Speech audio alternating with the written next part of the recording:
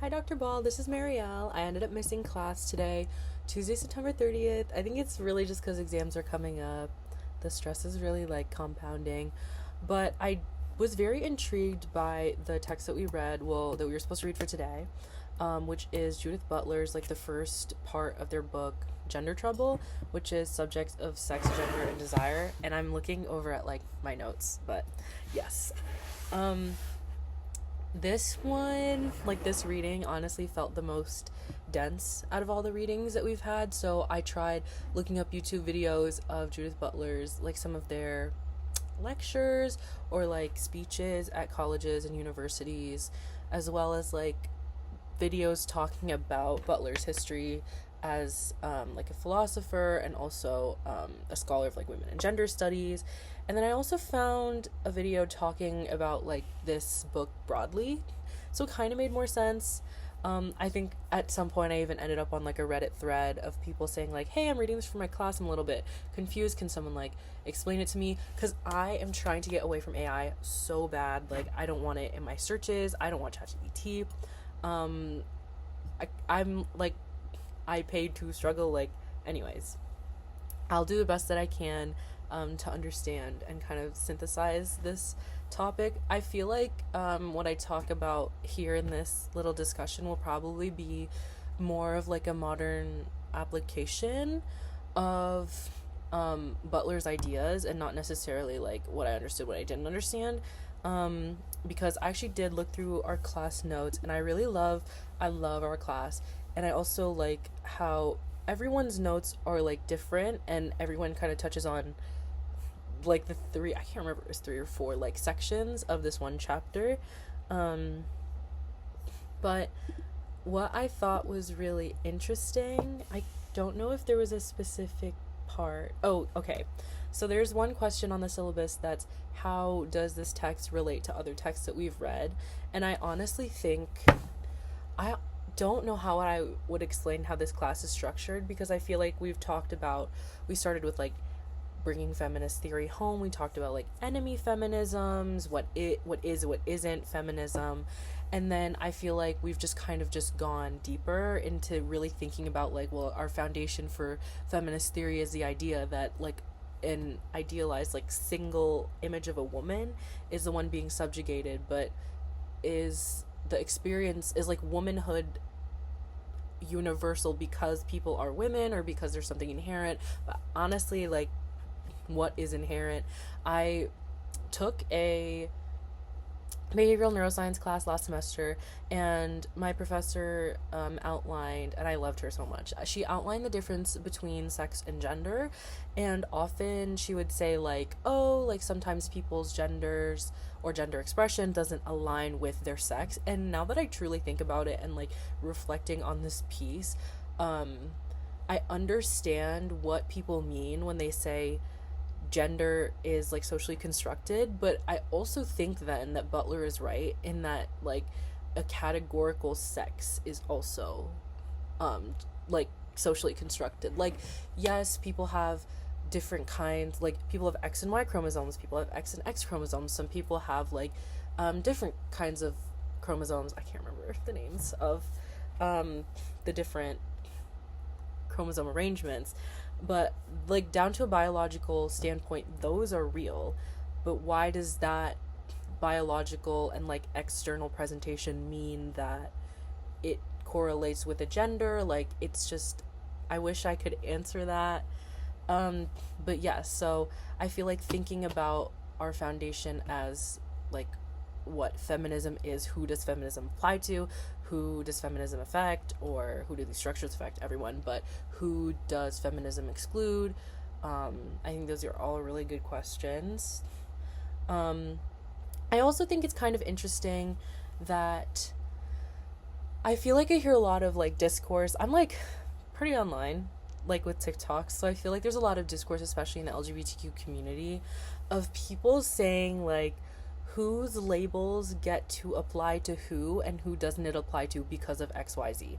So I've heard, and I don't know if I really have an opinion on this, like even as a lesbian, I have a lot of like lesbian mutuals, like a lot of friends who are lesbians who I follow online. friends. And a lot of them like will repost things saying like he, him, lesbians aren't real. Like, I can't remember if there's a term for it. Like, trans lesbians aren't real. Damn, we are not friends. And everyone is like, oh, the term lesbian means woman loving woman, or man, non-man loving non-man.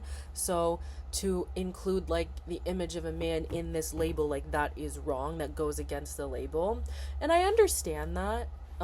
Like, I guess I understand the argument, because some people find like comfort in a label, and they're like, well, that didn't apply to me because XYZ, and now this one like really fits me. But could it have really fit me all along if like anyone could just come in and say?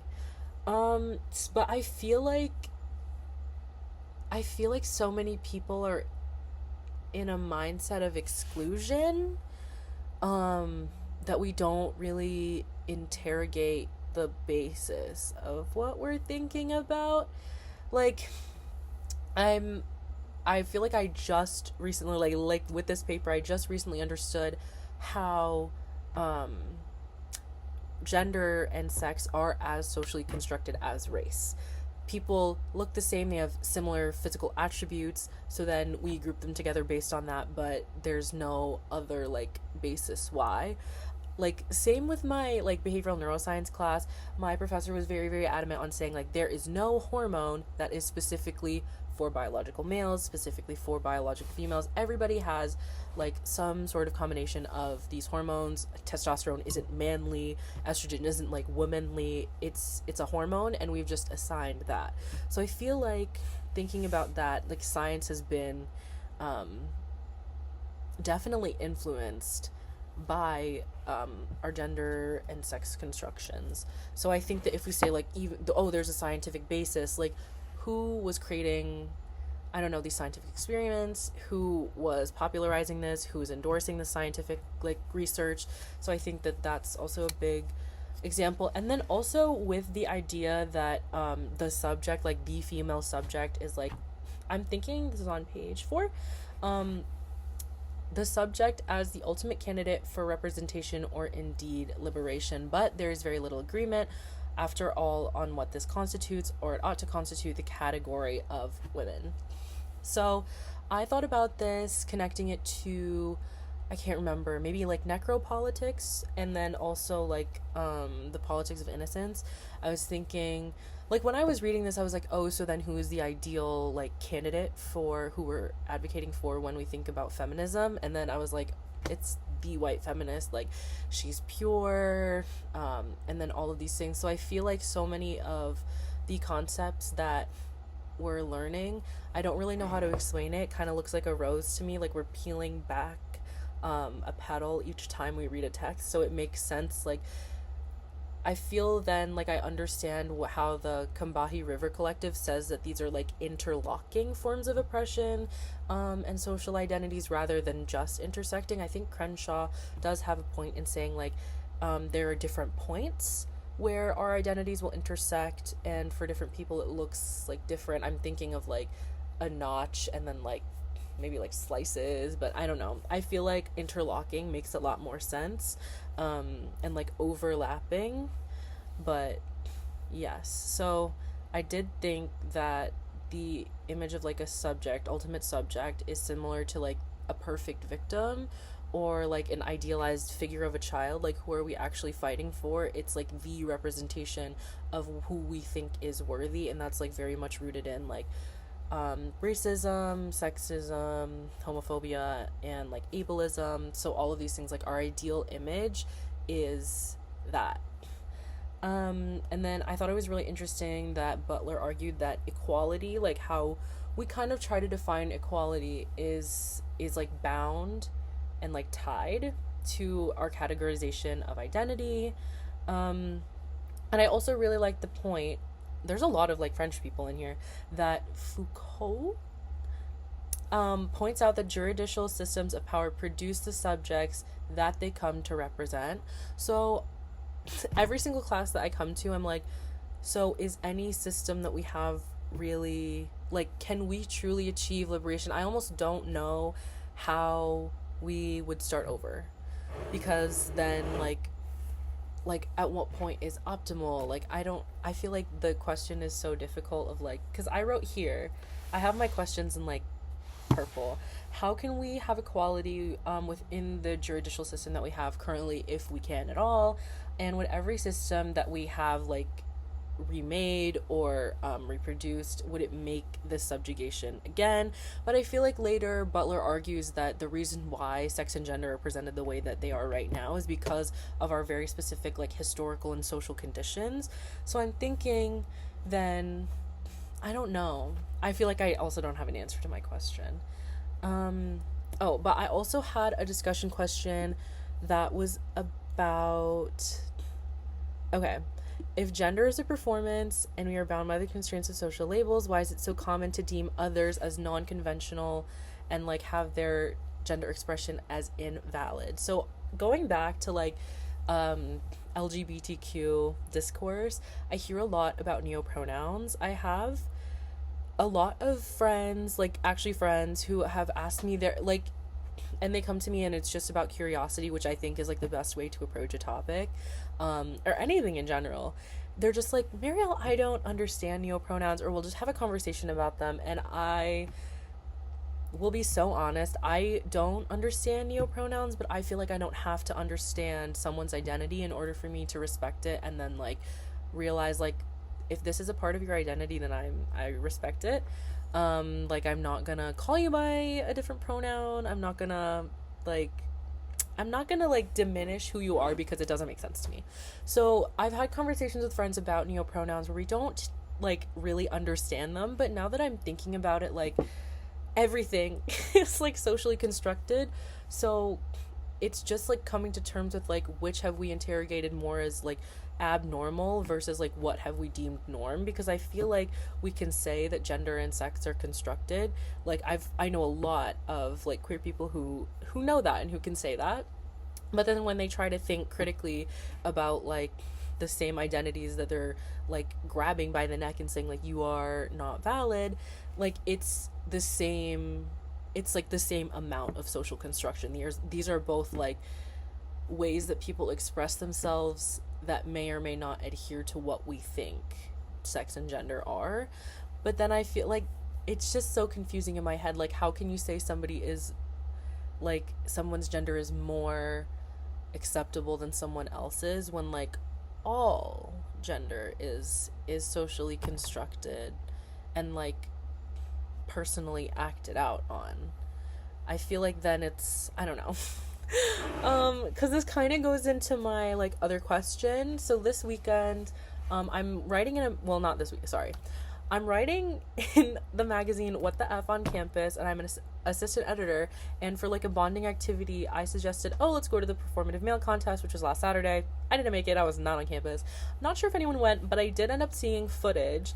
So when I think of like the performative male, I wish I could pull up a picture. There's so many good ones. It's like a man with a tote bag. He has a mustache, clean shaven, like, likes matcha, has like labubus.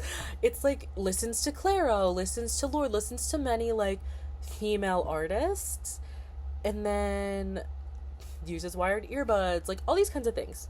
So I feel like we have, okay, and then also the reason why I brought this up is because people specifically say this is what a performative male looks like. But then I'm again getting to the question of like, if all gender is like an act and not like something you can put on and take off, this is like a self-elected socialized act that we've been taught to do, and something that we like is so ingrained. That's why I was also looking at the slides and it was like, this is a form of power, because like I don't know if it's like self-surveillance, but I think that is definitely something that comes in when people think about like exploring their identity. I'm thinking of Glee, and I'm also thinking of Freud when I think about like how some people put themselves in like hyper masculine situations to like compensate for the fact that they associate like being gay with femininity and like all of these things. Like, so people tend to like compensate for their gender or their sexual orientation. I don't know. Okay, anyways. So I wrote, considering recent trends with the performative male contest, to what extent does parodying this gendered figure of a performative man critique our conceptions on what it means to be male or female? Because I know that Butler talks about, like, I can't remember if it was like specifically drag, but I think I was looking at an example of like drag, and they were saying that like you can like parody this like social act that we have of gender and sex, and that it can be satirical in a way that like critiques. But I also think that we can have like, we can put on these performances where it's more like perpetuating this performance rather than critiquing it and getting to the heart of why it should be critiqued. So I'm thinking specifically, like, most of the things that I named, it's like, okay, that's like racially ambiguous. Like, okay, everyone can listen to Claro, and like everyone can listen to Lord. Everyone can have wired earbuds. Well, universal everyone.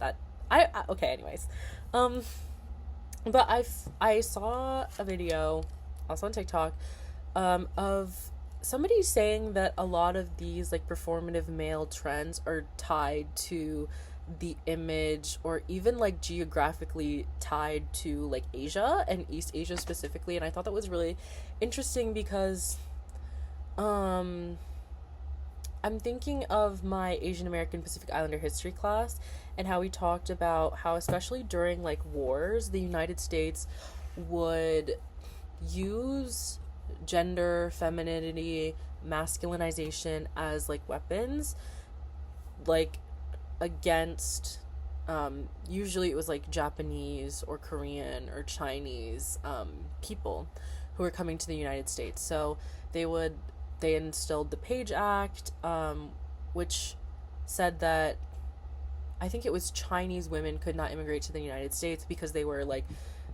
bound to be sex workers. So there again is like the innocence, like politics of innocence. If you're not like a pure woman, like you're not worthy of like refuge, you're not worthy of like a safe home. So there's that. And then also they had like these military tactics, and the way that they would like speak of and create like the image of an Asian man was tied so much to like femininity, so that they could say like, oh, these Asian men are less than because they're dainty, because like XYZ. And it was typically something like the construction of this East Asian figure was always like synonymous with like some sort of femininity. Like the proximity to femininity was why so many like white males felt that they could like go and fight in the army, because they were like, oh, these men are less than, these men are less masculine than me, these men are less strong than me. So they had all these preconceptions of East Asian men during the war. I don't know if this is like, I don't know if you would call that psychological warfare, but that was definitely like a psychological aspect that led into war, which I don't even want to talk about war. But I think that to call like performative males like more like, to call them on the performativeness of their like gender expression, and not call like football players who like wear paint on their faces and like smack each other's asses, like saying that that's not like not calling that, I think like really highlights what we've normalized as masculine and what we've highlighted. Like I think the reason why people are saying this thing is performative, like this trend, is because it is like like it's proximal to like East Asianness and not whiteness. I think it's because it's closer to femininity or like androgyny than it is to masculinity. So I think that this is like, I feel like some people are critiquing this trend. I think there's a lot of critical things to be said about this trend. And I think that it's bringing up a lot of things, but I think that at the end of the day, like our trends do reflect what we think. And I feel like especially now it's showing how we truly think of like masculinity as kind of like the norm, and we're like, oh, that man is acting like he's not really like that because he's not acting like a man, like he's acting all femininely. So I feel like we're kind of just like reinstill, it's like the idea that it's like, okay, like women are like, oh my gosh, this is like so generalized, I hate that.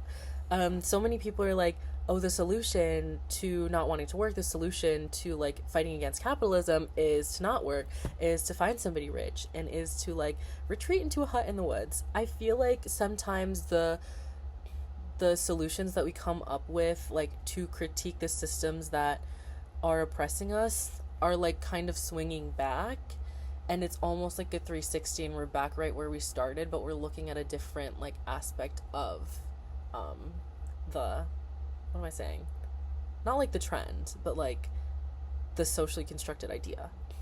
um I don't know if I brought up Butler enough in this, but I will go ahead and send this. I think this was like such a super interesting reading. I'm really sad that I did not make it to class, because I feel like everyone in class is super insightful and I would have loved to hear what everyone said, because I also just saw Josie last night at her like panel. But okay, I think this is all I had to say. I think it's really interesting. I think this is one of the theories that I feel like I could maybe apply most, like in my everyday life, thinking about gender and sex, because I feel like it really is pervasive. Like, it's everywhere. Like, I don't know. I feel like I would say ubiquitous, but I feel like pervasive is like more of an accurate term, because it's like it's everywhere, even though like we try to make it not. Like, anyways, yes, this is all I had, and it's 22 minutes long. Okay, thank you for watching, Dr. Ball.